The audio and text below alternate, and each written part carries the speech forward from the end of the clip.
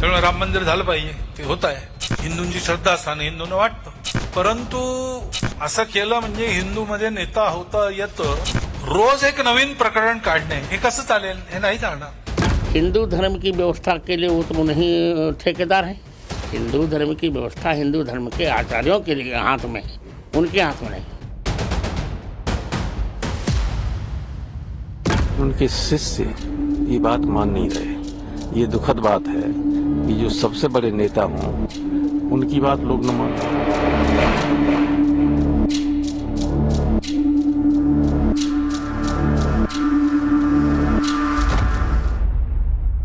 संभल से लेकर सोमनाथ तक या उससे पहले मथुरा से लेकर काशी विश्वनाथ तक, क्या वास्तव में लड़ाई रिलीजियस सुप्रीमेसी या धार्मिक सर्वोच्चता की है, या फिर सनातन सभ्यता और संस्कृति के लिए न्याय की है, जिसे एक तरफा धर्मनिरपेक्षता के बोझ तले दबा दिया गया था? क्या अपनी पहचान को खोजने, अपनी सभ्यता के लिए न्याय की लड़ाई कानूनी दायरे में लड़ने के अधिकारी भी नहीं है सनातनी? फिर संघ प्रमुख मोहन भागवत के इस बयान का निहितार्थ क्या है? जर ही हार्मनी जर जगाला पाहिजे असेल तर आपल्या देशात याचं मॉडेल उभं करायचं म्हणजे ही हार्मनी आपल्या देशात असली पाहिजे. श्रद्धेचा आदर, त्यामुळे राम मंदिर झालं पाहिजे, ते होत आहे. हिंदूंची श्रद्धास्थान हिंदूंना वाटतं, परंतु असं केलं म्हणजे हिंदूमध्ये नेता होता येतं म्हणून, किंवा अतिरेकी भूतकाळाच्या ओझ्याच्या परिणामामुळे अतिरेकी तिरस्कार, द्वेष, शत्रुता, संशय याच्या पोटी रोज एक नवीन प्रकरण काढणे हे कसं चालेल? हे नाही चालणार.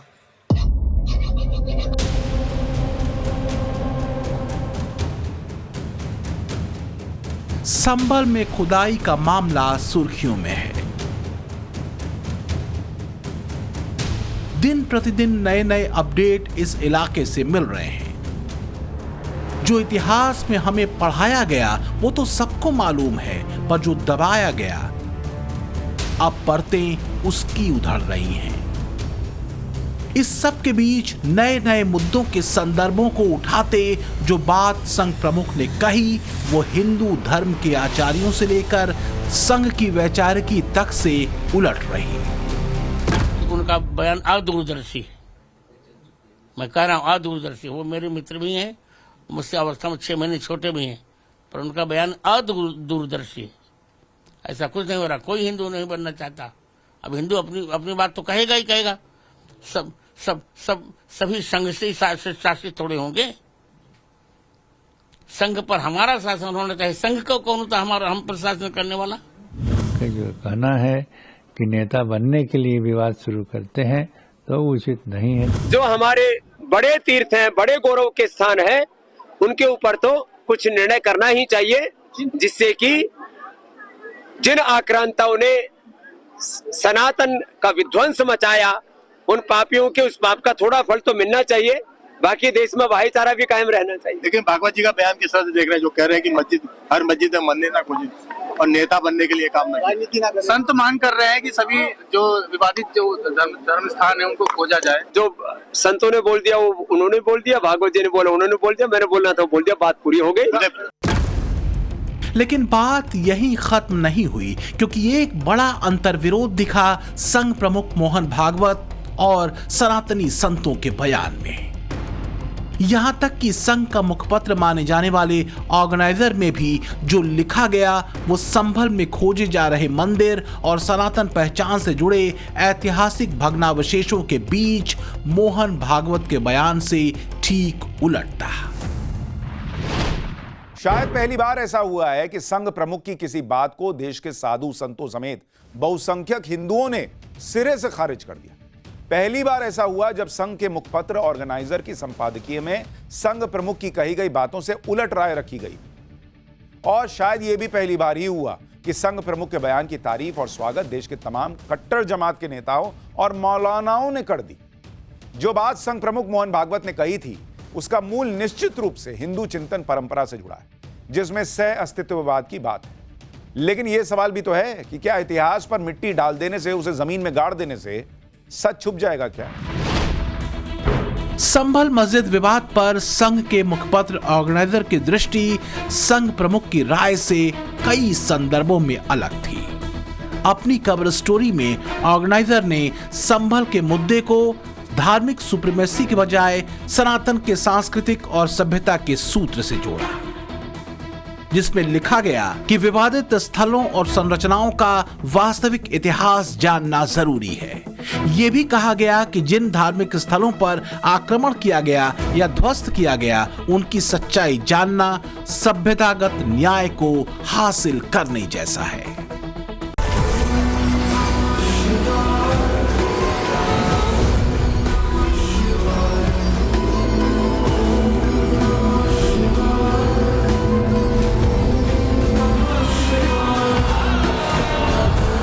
तो क्या इसे दुर्भाग्य कहें कि एक राष्ट्र जिसकी बहुसंख्यक आबादी सनातन धर्म को मानने वाली हो, जिसने हजारों वर्षों से अपनी सांस्कृतिक परंपरा और आस्था पर हमले झेले हों, जिसके अस्तित्व को मिटाने का हर भरसक प्रयास सदियों से हुआ हो, जिसने तलवार के जोर पर नहीं बल्कि अपनी ही अलग अलग शाखाओं के शंकराचार्य, रामानुजाचार्य, बुद्ध, महावीर, नानक की भक्ति और शांति मंत्र से विश्व का दिल जीता हो, उन्हीं हिंदुओं के सांस्कृतिक और सभ्यता से जुड़े चिन्हों को तुष्टीकरण की राजनीति के चलते दफन कर दिया जाए। यहाँ तक कि जिन हिंदुओं ने अपने अधिकारों की बात की उन्हें कट्टरपंथी बताते हुए अस्पृश्य तक बना दिया गया। एक सोची समझी रणनीति के तहत इनका पूरा इकोसिस्टम, हिंदू परंपरा, हिंदू समाज, इस देश की संस्कृति, देश की विरासत, इसको नीचा दिखाना, उसे गाली देना, उसे अपमानित करना, हिंदुओं का मजाक उड़ाना, इसे फैशन बना दिया है और उसको संरक्षण देने का काम अपने राजनीतिक स्वार्थ के लिए ऐसे तत्व कर रहे हैं। संभल में चल रहा उत्खनन तुष्टीकरण के सूत्र पर सत्ता साधने वालों को परेशान कर रहा है, लेकिन सच यह है कि संभल का उत्खनन वास्तव में सनातन संस्कृति से जुड़े उस इतिहास की खोज है जिसे साजिशन आक्रांताओं के इतिहास से कमतर बताने के लिए जमीन के कई गज नीचे दबा दिया गया था। संभल में जैसे जैसे खुदाई आगे बढ़ रही है, दशकों से मिट्टी के नीचे दबे सनातन संस्कृति और सभ्यता के साक्ष्य बाहर आ रहे हैं। संभल में 19 कुओं का जिक्र किया गया है और संभल में 19 के 19 कूप मिल भी चुके हैं। संभल में 68 तीर्थों का जिक्र है जिसमें 5 तीर्थ मिल चुके हैं, जिनकी एएसआई की टीम जांच भी कर चुकी है। संभल में मंदिरों को दबाए जाने की बात कही गई। खोजबीन में अब तक दशकों से बंद पड़े 2 मंदिर मिल चुके हैं। मंदिर के पास मौजूद कुओं की खुदाई में कई मूर्तियां भी मिली हैं। संभल में खुदाई के दौरान सदियों पुरानी एक बावड़ी भी मिली है। दावा किया जा रहा है कि ये बावड़ी हिंदू राजा पृथ्वीराज चौहान की राजधानी का एक हिस्सा है। कई सारी बातें बावरी को लेकर निकल के सामने आ रही हैं। कुछ लोग कह रहे हैं कि ये लंबा सुरंग है जो दूसरी तरफ खुलता है, कुछ कह रहे हैं कि नीचे जो है वो खनिज और उस तरीके से जो है वो खजाने दफन है। कुछ कहते हैं कि ये बरामदा है और जैसे पुराने जमाने में बावरी हुआ करती थी, बीच में कूप हुआ करता था, चारों तरफ बरामदा होता था, बिल्कुल वैसा बावरी है। तो बावरी की असलियत क्या है, बावरी किस तरीके से दिखती है, ये तभी साफ हो पाएगा जब ये पूरे तरीके से जो सफाई है बावरी की वो हो पाएगी, पूरी तरीके से खुदाई हो पाएगी। अब जो सीढ़ी है, देखिए सीढ़ी को कल जो है वो खुदाई की गई थी और सीढ़ी अब बिल्कुल साफ नजर आएगा आपको। ये सीढ़ी जो है वो अब निकल गई है, लेकिन अब यहाँ से जो पत्थर है उसको हटाया जा रहा है। जो बड़े बड़े यहाँ पे मिट्टियां थी उनको हटाया जा रहा है और कोशिश यही है कि जो बावरी है उसके अंदर से जो मलबा है उसको जल्द से जल्द हटाया जाए और जो बावरी का ओरिजिनल जो स्ट्रक्चर है उसमें बावरी को जल्द से जल्द लाया जाए।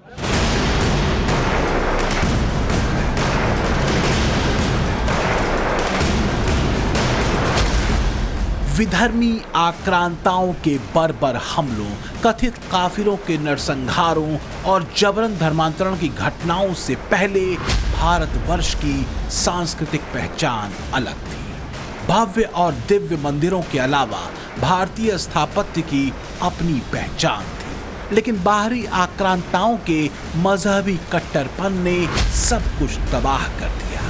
ऐसा ही एक भव्य मंदिर था गुजरात का सोमनाथ मंदिर, जिस पर महमूद गजनवी ने सन 1025 में हमला किया, मंदिर की संपत्ति लूटी और उसको ध्वस्त कर दिया।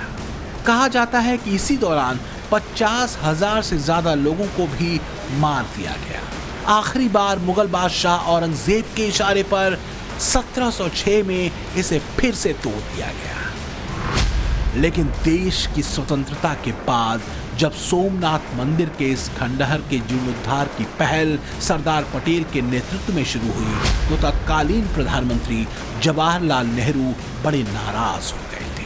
पंडित नेहरू सोमनाथ के पुनर्निर्माण को हिंदू पुनरुत्थानवाद कहते थे। नेहरू के कैबिनेट मंत्री रहे एमएल मुंशी अपनी किताब पिलग्रिमेज टू फ्रीडम में लिखते हैं कि 1951 की शुरुआत में कैबिनेट की बैठक के बाद नेहरू ने मुझे बुलाया और कहा, मुझे सोमनाथ को फिर से बनाने की आपकी कोशिश पसंद नहीं है, ये हिंदू पुनरुत्थानवाद है। लेकिन सोमनाथ मंदिर का जीर्णोद्धार हुआ, यहाँ तक कि 11 मई 1951 में सोमनाथ मंदिर के उद्घाटन कार्यक्रम में शामिल होने से नेहरू ने साफ इनकार कर दिया था।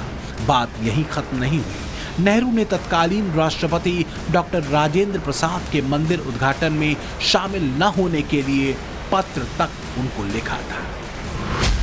प्रसाद ने जवाब में लिखा, मैं अपने धर्म में विश्वास करता हूं और खुद को इससे अलग नहीं रख सकता।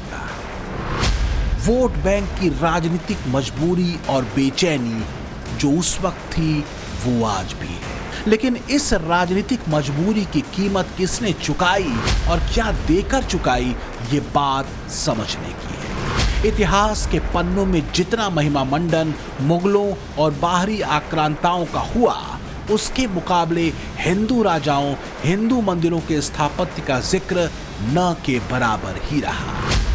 तो क्या वास्तव में संभल का उत्खनन उसी सनातन इतिहास की खोज है जिसको नजरअंदाज किया गया? संघ का इशारा उसी तरफ है। वास्तव में ये हिंदू पुनरुत्थान ही है। लेख में लिखा गया है कि भारत के मुस्लिम समुदाय के लिए ये जरूरी है कि वो आक्रांताओं द्वारा हिंदुओं के साथ किए गए ऐतिहासिक अन्याय को स्वीकार करे। सोमनाथ से लेकर संभल और उसके आगे के सच को जानने की यह लड़ाई धार्मिक श्रेष्ठता के बारे में नहीं है, ये हमारी राष्ट्रीय पहचान को साबित करने और सभ्यतागत न्याय के बारे में।